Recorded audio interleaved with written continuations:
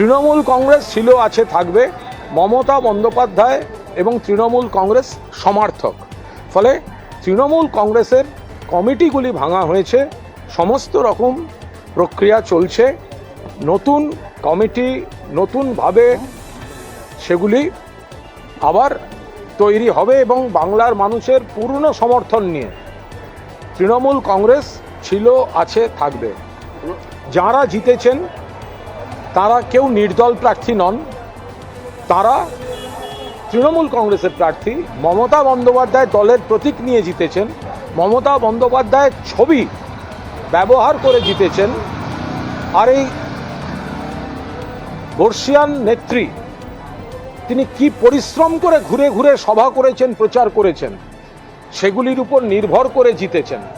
মানুষ ভোট দিয়েছেন তৃণমূল প্রার্থীদের মমতা বন্দ্যোপাধ্যায়কে মুখ্যমন্ত্রী চেয়ে। ফলে যারা এখন বড় বড় কথা বলছেন এবং মমতা বন্দ্যোপাধ্যায়ের নাম অপব্যবহার করে প্রতিপক্ষের হাতে তামাক খেয়ে অনৈতিকভাবে সুবিধা নিয়ে প্রতিপক্ষের যে সিদ্ধান্ত সেটা সম্পূর্ণভাবে ইমমরাল, কোনো বহিষ্কৃত বিধায়ক সেই দলের দলনেতা হতে পারে না।